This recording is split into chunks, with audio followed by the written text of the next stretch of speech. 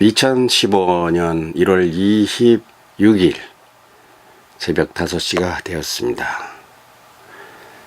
전국에 비가 오고 있다네요. 저는 아직 창문을 안 열어봐서 잘 모르겠어요.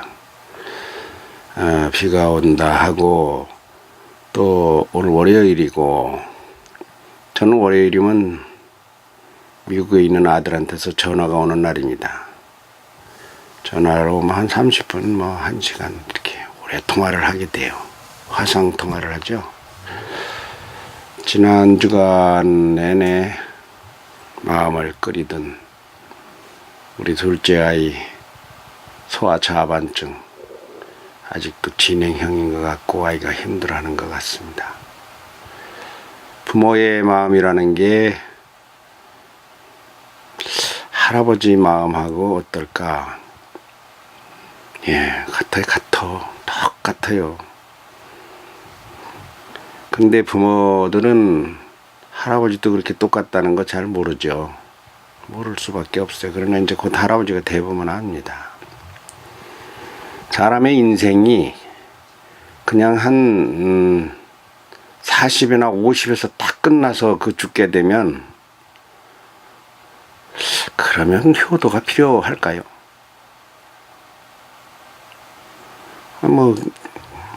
일찍 죽으면 효도 안 해도 젊어서 죽으니까 효도할 일이 없잖아요. 나이가 60, 70, 80, 90 이렇게 돼서 돌아가시면 그거 노인 기간이 많으니까 누가 이렇게 신경을 써주지 않으면은 어려워집니다. 몸이 첫째 둔하니까 몸이 유연하질 않잖아요. 그걸 이제 몸을 이렇게 굴신한다 그러죠. 굴신을 잘 못하니까 그 이제 보호자가 필요해요. 누가 보호자입니까? 부인이 하고 남편이 하고, 그 둘이 다 늙었으니까 자식이 해야 돼요. 어린이가 한평생 어린이로 살다가 어린이로 세상을 떠나 죽게 된다면, 어린이를 어른이 극진히 사랑할 게 없어요. 그리고 가르칠 일도 없어요. 곧 죽을 텐데 그리고 걔들에게 뭐하러 효도를 가르칩니까? 자기 편하게 그냥 살게 두지. 효도를 가르치는 이유가 있어요. 어린이가 아니기 때문에 그래요. 걔가 누굽니까? 걔가 청장년이 되고 바로 부모가 되기 때문에, 그리고 자식을 낳게 되고, 그러면 그 자식이 어린이잖아요. 그게 또 어린이로 있는 게 아니에요. 쑥쑥 자라와서 그것이 또 부모가 되거든요. 그러면 지금의 어린이는 뭐가 됩니까? 할아버지가 돼요. 그 인생이 짧고, 그렇다면은 효도가 그런 게 관련이 없어요. 아무 상관이 없어요. 그거 안 배워도 돼요. 그리고 지식도 많이 안 배워도 돼요. 우리는 대한민국을 동방예의지국이라고 가르쳐요. 그리고 어린이들에게 효도하라고 가르쳐요. 이 제 인성학에서 효도는 첫 번째입니다. 첫 번째. 근데 인성학의 효도는 부모에게 효도가 아니고 좀 달라요. 우리 효도하면은 동양 고전에 유교나 그런 데서 기초를 많이 두잖아요. 공자, 맹자. 그런데 인성학에서 말하는 기초는 더 나아가서 자연, 우주의 법칙, 지상의 법칙, 이런 데 기초를 둬요. 그러니까 스승이 인성에서는 누구냐 할 것 같으면은 누구 천광로가 아니고요. 사람 이름이, 그것도 스승이지만, 진정한 스승은 해와 달과 공기와 별과 바다와 돌과 나무와 식물과, 이것이 스승이에요. 자연이 스승이에요. 그렇다고 이것이 무슨 범신론 그런 이야기는 아니고, 기초는 제가 기독교인이라서 연구하기를 성경에 기초를 두고 그렇게 하고서 인성학을 합니다. 인성이라는 것은 하나님이 주신 인간의 품성이라고 보는 거죠. 그 품성은 하나님이 바로 준 게 아니고 부모의 우리 조상을 통해서 내려준 건데, 아, 나 낳는 걸 본 사람이 있어야 이걸 알지. 여러분이 태어난 그 순간 여러분 눈으로 봤습니까? 안 봤잖아요. 그럼 아버지가 낳았는지 어떻게 알아? 어머니가 낳았는지 어떻게 알아? 증거가 뭐야? 증인이 있죠, 증인. 누가 증인입니까? 형과 오빠가 증인. 형과 오빠는 낳았는데 안 들어갔어. 그럼 누가 봤을까요? 아버지가 봤죠. 아버지와 어머니가 낳았고 증인이죠. 근데 내 눈으로 안 본 것을 진짜 낳느냐 이거 의심하면 의심하는 겁니다. 똑같은 원리로 할아버지가 아버지를 낳았다는 것이 그렇다니까 그런 거고요. 증조 할아버지가 할아버지를 낳았다는 것도 그렇다니까 그런 거고, 고조 할아버지가 증조 할아버지를 낳았다는 것도 그렇다니까 그런 겁니다. 이 말은 내가 아들을 낳고 딸을 낳았지만 나는 그걸 봤고 알고 틀림없어요. 그러나 아들은 눈 감고 나와서 몰라요. 이 말은 또 아들이 제 손자 손녀를 낳지만 역시 그 손자 손녀는 모르고 손자 손녀도 그 다음 또 그 밑에 아들 손자 손녀 이렇게 내려가면 또 낳는 사람은 알지만 낳아지는 당사자는 모른다는 이야기죠. 이거 뭐 어렵습니까? 안 어렵잖아요. 다시 말해 믿음으로 안다는 이야기입니다. 이게 성경 이야기예요. 이게 성경 이야기로 말하면 믿음으로 안다는 거예요. 하나님이 나를 창조했다는 것을 그 말씀을 믿음으로 아는 거예요. 그 말씀은 성경에 밖에 써 있는 게 없어요. 인간이 누가 창조했는가. 그 믿지 않으면 내 아버지 나 낳는 거 봤어 믿지 않으면 그만이에요. 믿어야 아버지가 되고 믿어야 어머니가 돼. 그걸 의심하는 놈이 어디 있어? 미친놈 이러겠지만 그런 사람이 불신자입니다. 그건 성경은 그렇게 말하고 있어요. 소도 그 인자를 알고 나귀도 주인의 구유를 알건만은 너희는 너희를 창조하신 하나님을 떠나고 잊어버렸고 믿으라 해도 믿지 않는도다. 이게 성경이에요. 오늘은 진정한 효라는 무엇인가? 인성학에서 아주 제일 선봉에 서는 주제입니다.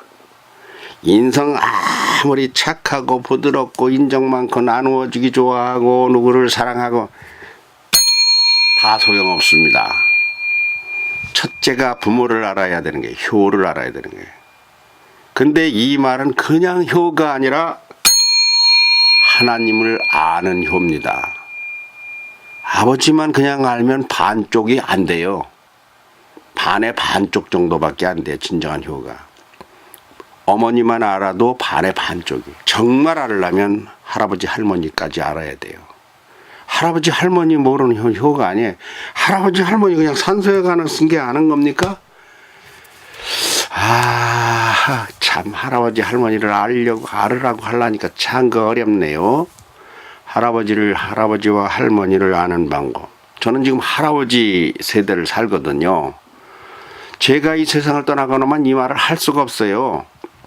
제 아들, 딸이 내 나이가 돼야 몇십 년 후래야 이 말을 합니다. 한 30년 후래야. 그것도 할지 안 할지도 몰라요. 그래서 제가 말하는데 할아버지 할머니를 아는 것은 산소를 아는 게 아니에요. 족보에 써 있는 글씨를 아는 게 아니에요. 그의 삶을 찾아보는 것입니다. 우리 할아버지 일제시대에 태어나셔가지고 소학교 선생님을 했다든지 무슨 회사에 근무를 했다든지 물산 회사에 근무했다든지 농사를 지었다든지 일제에 한가한 독립투사였다든지 뭐 만주에 가서 사셨다든지 우리 조상 얘기는 다 그게 있어요.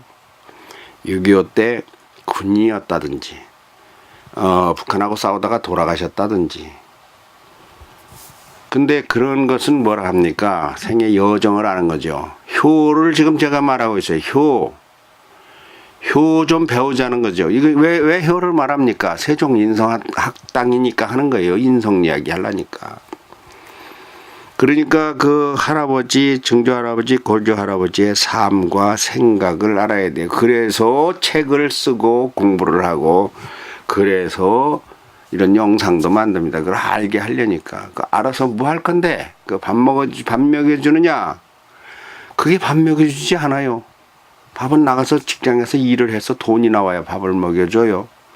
그런데 뭘 먹여줍니까? 사람의 행복은 거기에서 나타납니다. 인생은요, 50, 40대 잘 나간 거 중요합니다. 그러나 그거 참 별 의미가 없어요. 진짜 노인 돼서 마지막이 좋아야 돼요. 결론이 꽝이면 꽝입니다. 결론이 빵빵이면 빵빵이에요. 결론은 언제입니까? 아직 대부분의 사람들이 결론 아직 안 났어요. 저도 아직 결론에 빨라요. 좀 더 결론을 향해 가는 중이에요. 그러니까 결론이라는 것은 90년을 살다면 80에서 90까지 10년, 혹은 80년 산다면 70에서 80까지 10년. 이 최노년기, 이 노년기를 인성학을 쓴 저는 그냥 노년기라고 안 합니다. 만객이라 합니다. 만개가 무슨 뜻입니까? 활짝 피었다. 인생의 온갖 복락으로 활짝 피었다. 그래서 60, 70, 80을 고생한 그에게 하나님이 자손의 복, 물질의 복, 그 건강의 복, 모든 복을 주셔서 그저 오로지 찬양만 하다가 감사하다가 하나님께 기도하다가 하나님께로 즐겁게 달려가는 그 10년을 저는 만객이라고 합니다. 고전에서는 이때를 태산북두라는 말을 줘서 태둑이라고 합니다.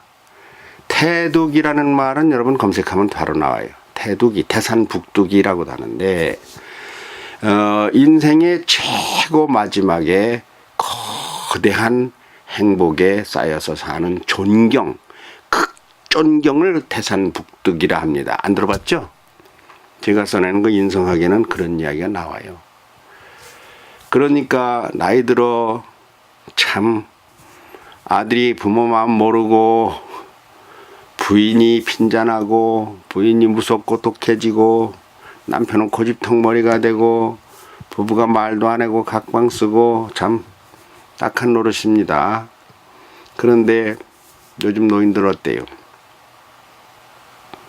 태산북두기 그냥 진짜 한 마리 쥐마도 못한 인생을 사는 분들이 많아요. 그거 왜 그렇습니까?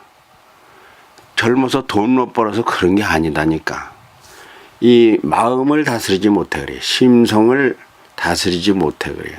이게 부자 된다고 괜찮아지는 게 아닙니다. 오늘 새벽에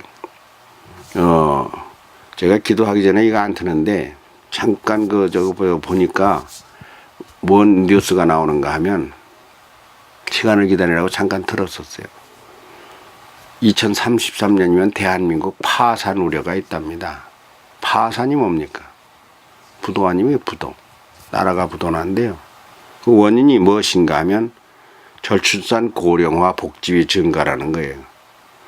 돈을 벌 사람은 줄어들고 돈을 써야 될 사람은 국가가 돈을 줘서 써야 될 사람은 많아진다.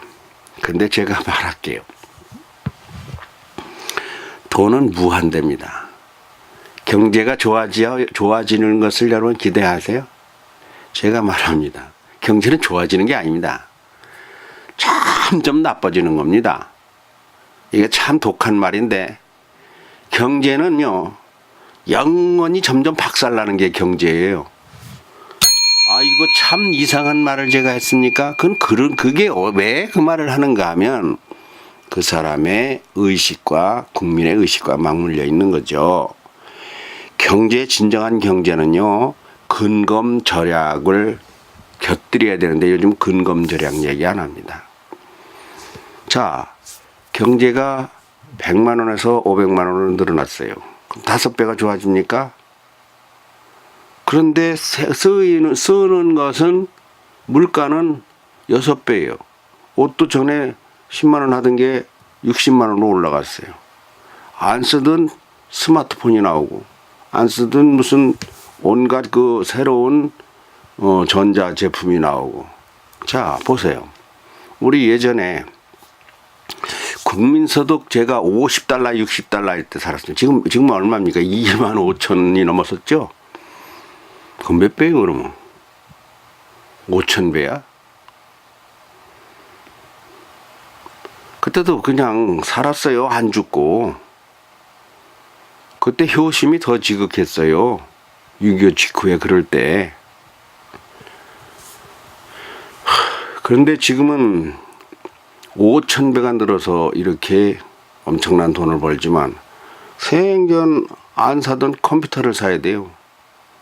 그런 거 모르던 자전거 샀다, 오토바이 샀다, 리아카 샀다, 자동차 샀다, 뭐 점점 외제차를 사요. 차 한 대에 뭐 1억, 2억 하는 걸 사잖아요. 아니 벌면 뭐 합니까?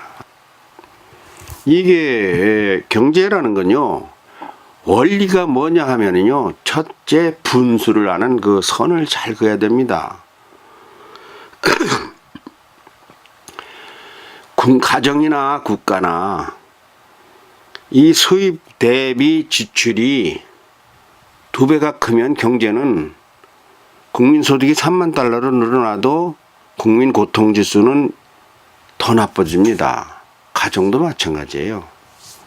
연봉 뭐 3천만 원 하다가 5천만 원 들어오죠? 그럼 가족들이 전부 다 6천만 원 들어온다고 쳐봐요. 가정들이 2배만 늘어나는데 가족들의 쓰임새가 3배로 늘어나거나 그 물가가 3배로 올라가는 건 고급품, 수입품 3배나 비싼 것에 눈을 들이고 안 하던 골프하고 뭐 최고급 레저 생활을 즐기고 이렇게 되면 그 경제는 안 돼. 이게 경제는 갈수록 나빠진다. 내가 그렇게 말한 이유가 바로 사람들이 소비에 과욕을 부린다. 그거요. 이런 옷을 하나 사 입어도요. 제가 이 옷을 10,000원 주고 산 겁니다. 이것이 20만 원짜리예요. 제가 입는 옷들이 그렇게 보여도 그것이 살려면은 뭐 50만 원, 60만 원짜리가 허다해요. 그걸 5,000원, 10,000원 주고 삽니다. 그럼 나는 뭐 오래됐으니까 그런 돈 있으면은 다른 데 써야 돼요. 뭐 했습니까? 책을 사야 돼요. 술 먹을 돈 있으면 책 사야 되고, 그리고 컴퓨터 손보고 무슨 이런 거 사고 외장하드 뭐 어쩌고 뭐 많아요. 그 카메라 영상 카메라 준비하고 제가 돈 쓸 때가 많아요. 그러니까 다른데 돈을 못 써요. 돈도 없지만 저 무슨 고려가 나옵니까? 제가 정부에서 주는 돈으로 오래 살았잖아요. 그러니까 그걸 안 쓰고 밥도 제가 2끼만 먹어요. 2끼 먹는 게 습관이 돼가지고 3끼를 못 먹어요. 그래도 요즘 고칼로리라 몸이 줄지도 않고 나빠지도 않고 오래됐거든요. 이 중심이 뭐냐 하면 쓰이는 것에 대한 내가 벌어 들어오는 것과의 이 균형이 맞아야 돼요. 조화를 이루어야 돼요. 그러니까 대한민국 정부가 저렇게 방송을 하면서 2033년이면 국가가 파산될 우려가 있다고 하고 뭐 사람들이 태어나지 않는다고 저출산 그거 어떻게 해결하겠습니까? 나는 그랬으면 좋겠어요. 우리나라의 이 저출산 문제 이게 우선 절약 정신의 문제인 것 같아요. 아기를 왜 안 낳으려 합니까? 낳지 않으려고 하는 이유가 자기가 자기의 그 여유 생활을 하기 위해서. 왜 그럼 돈 쓰기에 그러니까 우선순위가 마이크를 먼저 사느냐 종을 먼저 사느냐. 이걸 사느냐 이걸 사느냐 선택의 문제인데 그 중에서 아기라는 게 있습니다. 아기. 그러니까 아기를 위해서는 다 포기해야 되는데 그렇다고 이거 안 할 수도 이거 안 할 수도 여행 안 할 수도 있고 밥 안 먹을 수도 있고 뭐 밥은 먹던 습관이 있어서 뭐 짜장면 못 먹고 이제는 아주 고급으로만 먹고 뭐 레스토랑에 다니면서 아주 뭐 차 한 잔에 5,000원 10,000원짜리 마시고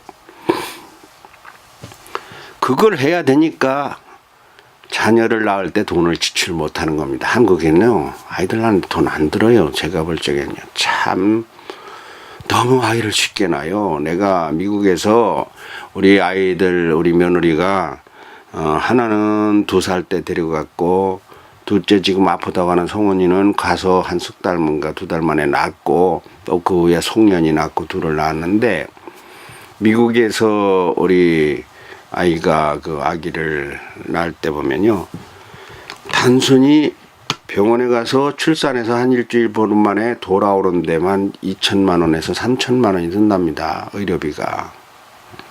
그 낳겠어요? 그 월급쟁이가 우선순위를 젊어서 씨를 뿌릴 때가 있거든요.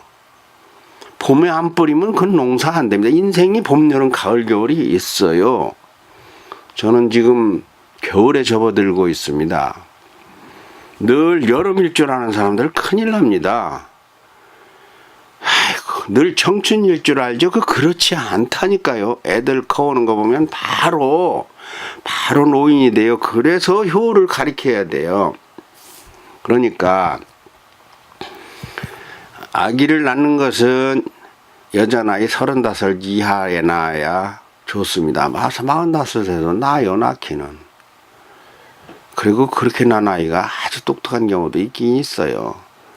그런데 출산이 힘들고 아이가 어딘가 빈 구석이 있을까 겁나는 게 40 이후에 출산입니다. 왜냐하면 그건 뭐 난자 피막이라고 하는 이 난자가 세포 중에 인체 중에 남녀 제일 큰 건데 이게 막으로 들려져 있잖아요. 저는 그 전문가는 아니에요. 근데 정자가 딱 가가지고 난자인 거에 확인되면은 화살을 달고 가잖아요. 화살. 그걸 첨체라 그러는데 찌르는 물체라고 첨체. 거기 가서 딱 거기서 난자다 싶으면은 여기서 폭발을 팍 해버려요. 그럼 이게 녹아야 되는데 이게 안 녹아요. 두꺼워서 그 임신이 잘 안 되는 거예요. 그런데 20세, 23세 그 젊을 때는 말랑말랑합니다. 왜? 봄이라. 그러니까 가서 그냥 정자가 가면 탁 붙어버려, 탁 터져버려. 금방 임신이 되는 거예요. 그러면 그 아기가 생기는 그 전 과정부터 자라나는 과정까지가 굉장히 조건이 좋습니다. 왜냐하면 봄이니까, 여름이니까. 근데 가을이 되면 굉장히 나빠요. 나이가 많아지면. 인생에 가을이 있고 겨울이 있는데 이거를 모르면 효의 원리를 모르고 이걸 모르면 인성도 모릅니다. 알 수가 없어요. 알 수가 없어. 그러니까 이 성교육으로부터 어찌 보면 인성이 시작되는 거예요. 제가 인성학을 쓰면서 참 이거 종을 못 잡겠더라고요. 그러니까 인상의 최중심은 효야, 효. 그리고 효는 말하자면 사람의 일생 봄, 여름, 가을, 겨울과 맞물리기 때문에 100% 다가오거든요. 100%. 효는 내 문제가 아니라 내 자손의 내 아들이 잘 살게 하기 위한 교육이거든요. 제가 늙으면 뭐합니까? 손자한테 멸시당하고 대접도 못 받고 그 마음도 안 알아주고 효를 그러면 그 놈이 또 크면 뭐합니까? 살아남아나 달려가나마나 꼬꾸러져서 낭떠리에 떨어질 것이 뻔하다면 붙잡아줘야 되잖아요. 자동차가 막 달려가는데 그 자동차가 저 앞에 가면은 장애물이 있어서 박치기를 할 게 분명해요. 근데 속도를 안 늦춰요. 그냥 청춘인 줄 알고 달려가는 거죠. 하던 대로 하는 거죠. 그거를 제동을 걸어주는 것이 이것이 바로 인성학에서의 효입니다. 효. 그걸 잘 일깨워줘야 돼요. 효도는 그러니까 아버지께 하는 거지만 결국은 나에게 하는 것이고 내 자식에게 내려주는 학문이에요. 내 자식에게 효 학문을 내려주지 않으면은 내 자식을 개자식, 소자식으로 만드는 것과 같아지기 때문에 효를 가르쳐야 된다는 거죠. 근데 이 효가 바로 물건에 달린 거예요. 물건에. 성과 관련이 있습니다. 이 성 문제를 잘못하면은 그러면 이제 인성이 다 망가지는 거예요. 효도 망가지는 거예요. 때가 있어 바로 자녀를 낳고, 때가 늦었으면 바로 폐농을 하고 씨를 안 뿌리는 거죠. 그러니까 나이가 들면은 성생활을 그만하십시오. 65세 넘거든 60세 넘거든 일찍이 그만하십시오. 제가 이렇게 말하면 이거 뺨 맞을까봐. 그래서 내가 이거 정말 참 시대에 역행하는 말 같아서, 그래서 열심히 하십시오. 그럼 해야지. 할 수 있으면, 능력 있으면 해야지. 이렇게 말을 하면서도 내 본심은 좀 그게 마음에 안 듭니다. 왜냐하면 성경에 보면 뿌릴 때가 있고 거둘 때가 있어요. 사랑할 때가 있고 사랑하지 않을 때가 있고, 안을 때가 있고 않는 것을 그만둘 때가 있어요. 그것이 이제 성경에, 지금 뭐 성경대로 사는 것을 바른 삶이라고 아는 사람이니까, 전도서에 보면 모든 것이 헛되고 헛되다. 솔로몬은 솔로몬은 후궁이 뭐 몇천 명이 돼봤고요. 좋은 집에 좋은 연못에 기가 막히게 해놓고, 요즘들 별장이 하나 짓고 연못하고 마음에 드는 새끼손가락 하나 만나서 좋은 참을 개코에 개코. 절대 거기 행복이 없다는 거죠. 그것은 다 헛되고 헛된 것이라고 했죠. 그러니까 때를 알아야 돼. 때가 어떠한 때인가. 겨울, 애 낳을 때 아니잖아요. 그러면 겨울 즐길 때입니까? 성으로? 나는 그게 아니라고 보는 거예요. 이제 성으로서, 성생활로서 즐거운 것은, 그건 모양새도 없고 되지도 않아요. 왜 안 되느냐? 건강이 받쳐주지 않을 거 아닙니까? 몰라. 남자는 겉보리 한 말만 들어도 성생활이 가능하다는데, 난 여자는 잘 모르지만 부부가 어떻게 성으로 마감을 짓는 건 아니잖아요. 모르겠어요. 저는 요즘에 제가 이걸 요즘에 이거 꼭 필요하게 누가 봐야 될 사람이 있어서 내가 이거를 지금 찾아가지고 지금 주머니에 넣고 있었는데, 여러분 이게 뭔가 보이나요? 안 보여요? 가만히 있어보자. 이게 잘 안 보이는 것 같네. 혹시 꺼졌나? 아닌데. 예. 하여튼 이게 이름이 뭐냐 할 것 같으면은 거무패입니다. 거무패. 거무패가 뭔 말인가 할 것 같으면은, 하여튼 이보다 더 커질 수가 없다는 얘기예요. 중국말인데 무지하게 커진다는, 이게 발기제입니다. 발기부전 치료제예요. 요즘 말로 하면 비아그래요. 이거를, 아이고 어디 갔어? 이게 이렇게 4알이 들었어요. 별거 다 나오네. 별거 다 나오네. 근데 여기에 보면은 여기 내가 뭐라고 써놓은 게 있어요. 이것은 그렇게 옛날에 써놔가지고 글씨가 작아 배도 안 내. 돋보기 쓰면 배를 나오나. 하여튼 이거는 아들이 한 12, 13년 전에, 그러니까 제가 한 50대 중반이었을 때인 것 같으네요. 그때 아들이 상해에 특파원으로 가서 취재를 갔는 것 같은, 중국에서 사온 이게 발기 촉진제입니다. 이게 제가 이거 먹을 일이 없어요. 먹을 일인데 이게 참 웃기는 얘기인데, 이 시간 다 돼가네. 사람의 행동에서 중요한 것은 효다 이겁니다. 효가 중요하지만 효의 근본은 조상에게 있고 위에 있고 늙음에 있다. 그리고 아이들에게 늙음을 가르쳐 주는 것이고, 그리고 이것은 경제와 맞물리는데, 경제의 원리에서는 수입보다 더 중요한 것이 수입에 맞춰 사는 그 생활의 검소한 마음 이런 것이 있다. 노년에는 행복이 이런 것을 우리가 보통 생각하는 거기에 있지 않다. 오늘 그 시작하다가 많은데요. 다음 기회에 또 하면 되니까요. 진정한 인간의 사계절은 어떻게 되는가. 이제 봄, 여름, 가을, 겨울을 다 나눠야 돼요. 그런 것에 대해서 뭐 30분 하다 보니까 말을 하다가 많은데 다른 거 없습니다. 여러분 늙습니다. 어린이가 자라듯 늙습니다. 중년들 어른들께 잘하세요. 잘 살피세요. 우리 아들이 이걸 사와가지고 아버지가 쓰시라고 사왔는데 제가 쓸 일이 아들을 지금 잘 기억하는가 몰라요. 우리 아들 이쁘죠? 착하죠? 여러분의 가정에 효와 감사와 건강히 함께 하시기 바랍니다.